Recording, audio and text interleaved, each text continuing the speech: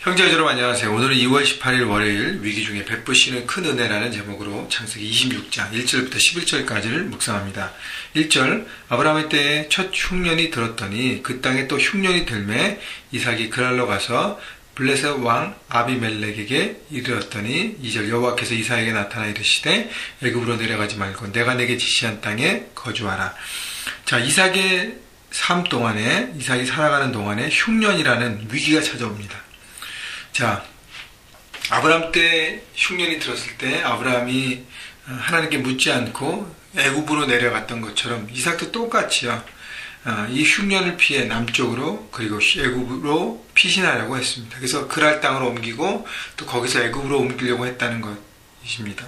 그래서 하나님께서 애굽으로 가지 말라고 명확하게 말씀하시잖아요. 그러니까 문제 앞에서 하나님의 인도하심과 구함을 받지 않고 자기 힘으로 문제를 풀어가려고 했던 것이죠. 자, 그런데 하나님께서 이삭을 아브라함처럼 언약의 사람, 믿음의 사람, 축복의 통로의 사람으로 세우시기 위해 이삭에게 말씀하시고 테스트를 합니다. 그래서 하나님께서 개입하시고 이삭에게 2절에 나타나서 애굽으로 내려가지 말고 네 생각과 방법으로 하지 말고 내가 내게 지시한 땅으로 거주하라. 나의 방법과 나의 생각으로 움직이라는 것이죠. 하나님의 방법과 생각으로. 3절 네 땅에 거류하면 내 말에 순종하면 내가 너와 함께 있어 내게 복을 주고 내가 이 모든 땅은 너와 네 자손에게 주리라. 내가 내게 아버지 아브라함에게 맹세한 것을 이루어 4절 네 자손을 하늘의 별과 같이 번성하게 하며 이 모든 땅은 네 자손에게 주리니 네 자손으로 말미암아 천하 만민이 복을 받으리라.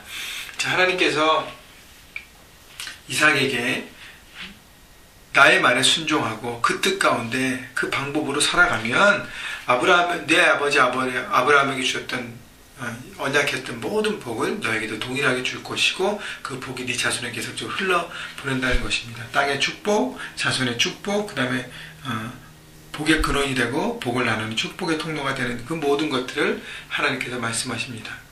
자, 그래서 애굽으로 가지 말라는 것은 참 어려운 거예요. 왜냐하면 지금 먹을 게 없기 때문에 그랄 땅으로 이주했지만 거기도 변변치 않거든요.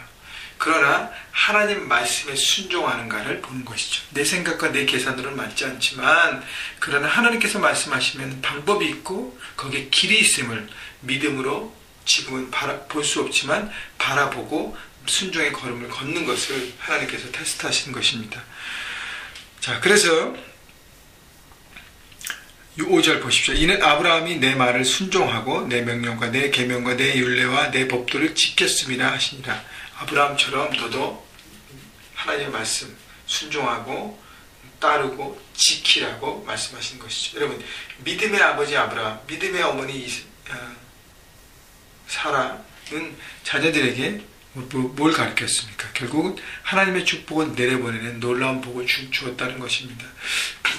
부모가 하나님의 뜻에 순종하고 하나님의 뜻을 철저히 지켰더니 자손에게도 그 복이 내려가는 것이죠. 여러분, 우리가 우리 자손들에게 줄 수 있는 것은 하나님에 향한 믿음이에요. 순종인 것입니다. 다른 것을 내려보낼 수 없습니다. 다른 것들은 자녀들에게 독이 되지만 하나님에 향한 순종과 믿음은 자손들을 번영하게 하고 새롭게 하는 놀라운 툴이 될 것입니다.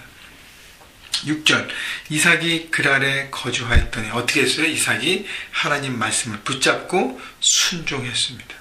7절 그곳 사람들이 그의 아내에 대하여 물으매 그가 말하기를 그는 내 누이라 하였으니 리브가는 보기 아리따움으로 그곳 백성이 리브가로 말미암아 자기를 죽일까 하여 그는 내 아내라 하기를 두려워함이었더라.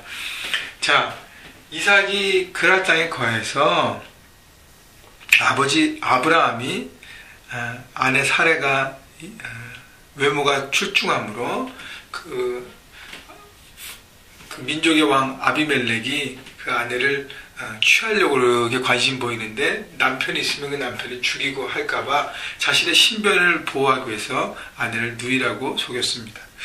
여러분, 아들 이삭도 마찬가지예요. 그곳 사람들이 리브가에 대한 관심을 갖기 때문에 그 남편이 따르면 남편을 죽일 수 있잖아요. 그래서 거기에 대한 어떤 목숨의 위험을 갖고 두려움을 갖고 아내를 누이라고 속입니다.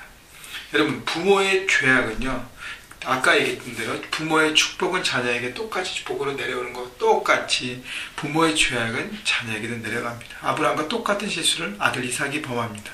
여러분 그렇기 때문에 잘못된 죄악의 습관은 부모 때에서 끊어내야 합니다. 그래야 자녀들에게 내려가지 않는 것입니다.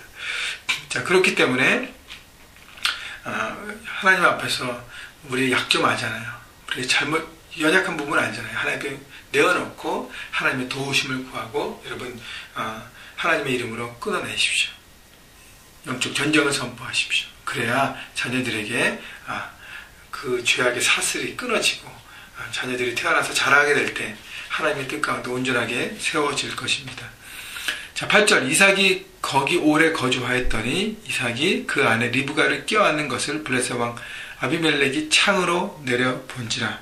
자 아비멜렉이 창으로 그것을 보게 한 것이 누가 섭리하신 건가? 하나님께서 섭리하시고 지켜주신 것이. 왜냐하면 아비멜렉을 통해서 그 땅의 사람들에게 이삭과 아내 리브가와 그 가정이 살 수 있는 안전을 보호할 수 있는 최종 권한은 이 아비멜렉에게 있잖아요. 그래서 하나님이 그 왕을 주관하시는 것이죠. 그래서 창으로 자연스럽게 보게 하고 아비멜렉이 그렇게 하도록 하나님께서 인도하신 것입니다. 9절 이 아비멜렉 이삭을 불러 이르되 그가 분명히 내 아내이거늘 어찌 내 누이라 하였느냐. 이삭이 그에게 대답하되 내 생각에 그로 말미암아 내가 죽게 될까 두려워하였음이로라.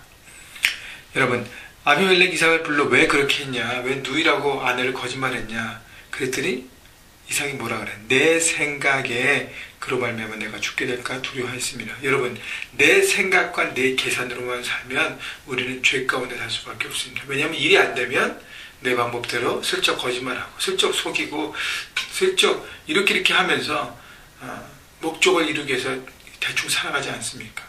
그렇기 때문에 내 생각을 버리고 하나님의 생각, 하나님의 뜻, 내 삶에 무엇이 옳은가를 바라보고 선택해야 우리는 하나님의 온전한 사람으로 설 수 있습니다. 여러분 이삭이 자기 생각으로 실수하고 넘어졌음에도 불구하고 이삭이 하나님 말씀에 순종했기 때문에 하나님께서 이삭과 리브가를 지켜주신 것입니다. 그리고 언약이 계속적으로 흘러내려갈 수 있도록 하나님께서 보호하신 것입니다. 이삭에게 뭘 주신 거예요? 하나님의 큰 레슨을 주는 것이죠. 내가 이 블레셋 땅 아비멜렉도 조종하고 다스리고 주관한다는 것을 보여주신 것이. 그래서 하나님을 믿는 믿음이 가장 큰 것임을 이삭에게 가르쳐 주신 것입니다. 10절 11절 아비멜렉이 이르되 내가 어찌 우리에게 이렇게 행하였느냐. 백성 중 하나가 내 아내와 동침할 뻔하였도다. 내가 죄를 우리에게 입혔으리라. 11절 아비멜렉이 이 모든 백성에게 명하여 이르되 이 사람이나 그의 아내를 범하는 자는 죽이리라 하였더라. 하나님께서 섭리하셔서 아비멜렉을 통해서 이삭과 리브가가 그 땅에서 안전하게 거할 수 있는 방법을 하나님께서 마련해 주신 것입니다. 여러분 우리가 해야 될 것은 뭐냐면 하나님의 말씀만 의지하고 따라가는 삶인 것입니다. 여러분 하나님께서 이삭에게 네가 애굽에 가지 않고 그 땅에 거주하면서 믿음으로 살아간다면 내가 너를 지킬 것이다. 여러분 지켜주셨잖아요. 지켜주시냐고. 하나님은요 말씀하시는 것을 반드시 이루어주십니다. 그렇기 때문에 우리의 삶에 하나님의 인도하심을 늘 구하고 그 인도하심에 따라 순종하는 것이 가장 형통한 삶인 것을 여러분 기억하시고 여러분 생각과 방법대로 조급하면서 결정하지 않고 하나님의 뜻이 무엇인지를 바라보고 여러분 어제 말씀을 나눴듯이 기도하고 영적으로 깨어있어서 그래서 순종하면서 여러분 하나님 주신 그 복을 누리고 나누는 형통한 삶을 살아가시는 여러분 모두가 되시기를 또 한 주간이 되시기를 주님의 이름으로 축복합니다.